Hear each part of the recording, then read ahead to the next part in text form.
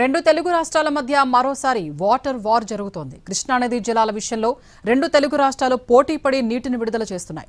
Nagarjuna Sagar project ఇందుకు వేదికైంది. AP అధికారులు నీటి అవసరాల కోసం ఈ రోజు కుడి కాలువకు నీటి విడుదల చేశారు. తెలంగాణ ఇరిగేషన్ అధికారులకు సమాచారం లేకుండానే నీటి విడుదల చేయడం వివాదాస్పదంగా మారింది.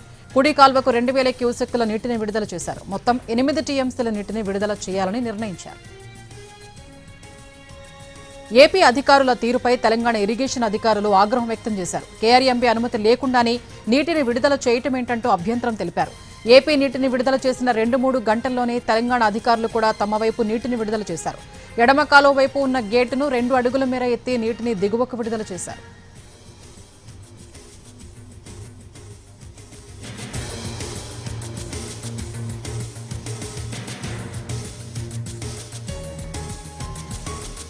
దీంతో రెండు రాష్ట్రాల మధ్య మరోసారి కృష్ణా జలాల వివాదం ముదిరింది.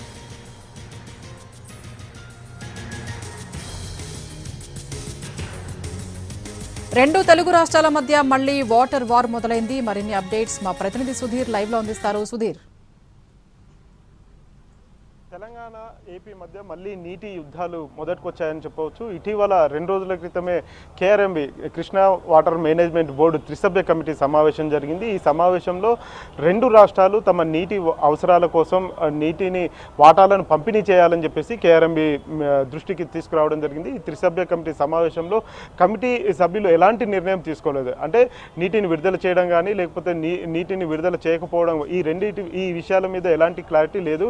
ఈ నేపథ్యంలో ఈరోజు ఉదయం ఏపీ ప్రభుత్వం వన్ సైడ్గా వాడంతట వారుగానే ఈరోజు నాగార్జున సాగర్ కుడి కాలువ నుంచి నీటిని దాదాపు 2000 క్యూసెక్ల నీటిని విడుదల చేయాలని చెప్పేసి నిర్ణయించి నీటిని విడుదల చేశారు. ఈ నేపథ్యంలోనే తెలంగాణ రాష్ట్ర ఇరిగేషన్ శాఖ అధికారులు అడ్డుకోవడం జరిగింది. ఇద్దరి మధ్య రెండు శాఖలకు సంబంధించి రెండు రాష్ట్రాల అధికారుల మధ్య కూడా కొంత ఉద్రిక్త వాతావరణం అయితే చోటు చేసుకుంది. ఈ నేపథ్యంలోనే కాసేపు క్రితమే తెలంగాణ రాష్ట్ర ఇరిగేషన్ అధికారులు ఎడమ కాలువకు సంబంధించి గేట్లను కూడా 2 అడుగుల మేర ఎత్తి నీటిని కిందికి విడుదల చేసిన పరిస్థితి కనిపిస్తుంది. ఈ నేపథ్యంలోనే రెండు రాష్ట్రాల మధ్య జరుగుతున్న నీటి వివాదాలకు చెక్ పెట్టాల్సిన కేఆర్ఎంబీ కేవలం ప్రేక్షక పాత్ర వహిస్తుందని చెప్పేసి తెలంగాణ రాష్ట్ర ఇరిగేషన్ శాఖ అధికారులు ఆగ్రహం వ్యక్తం చేస్తున్నారు. గడిచిన 2.5 సంవత్సరాలుగా కేఆర్ఎంబీకి పలుమార్లు ఫిర్యాదులు చేశాము, లేఖలు రాశాము.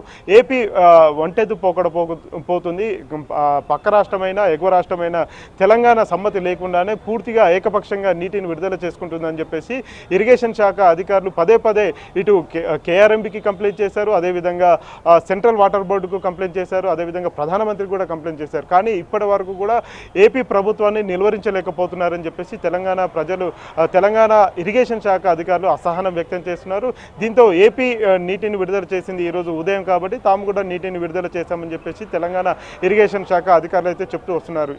ఈ రెండు రాష్ట్రాల మధ్య జరుగుతున్న జగడాలకు సంబంధించి తెలంగాణలోని ప్రతిపక్ష పార్టీలు ముఖ్యంగా బీఆర్ఎస్ దీనికి సంబంధించి కీలక అంశాలను లేవనెత్తున్న పరిస్థితి కనిపిస్తుంది. ప్రస్తుతం ఏపీ ఈ విధంగా బరితెగించడానికి కారణం తెలంగాణ ప్రభుత్వ ఉదాసీన వైఖరి అని చెప్పేసి తెలంగాణ రాష్ట్ర బీఆర్ఎస్ శాసనసభ పక్ష నేత డిప్యూటీ నేత హరీష్ రావు ఈ వ్యాఖ్యలు చేయడం జరిగింది. గతంలో ఆయన ఇరిగేషన్ శాఖ మంత్రిగా కూడా పనిచేశారు కాబట్టి ఏపీకి సంబంధించి ఏపీ అవసరాలు ఏమున్నాయి, అదేవిధంగా తెలంగాణ అవసరాలు ఏమున్నాయి, ఈ రెండు అవసరాలను కూడా ఖచ్చితంగా కేఆర్ఎంబీ పరిష్కరించాల్సి ఉంటుంది. కానీ కేఆర్ఎంబీ గతంలో కూడా తాము అధికారంలో ఉన్నప్పుడు కూడా తాము చెప్పిన విషయాలు ఏవి కూడా పట్టించుకోలేదు, ఆ సమస్యలను ఏవి కూడా పరిష్కరించలేదు, కేవలం ప్రేక్షక పాత్ర వహిస్తూ వచ్చింది కాబట్టి తాము ఇబ్బందులు పడాల్సి వచ్చిందని చెప్పేసి కూడా హరీష్ రావు చెప్తూ వచ్చారు. ఇప్పుడు ప్రస్తుతానికి ఈ సమస్యకు కారణం పూర్తిగా తెలంగాణ రాష్ట్ర ప్రభుత్వ వైఖరి అని చెప్పేసి కూడా హరీష్ రావు విమర్శించిన పరిస్థితి కనిపిస్తుంది.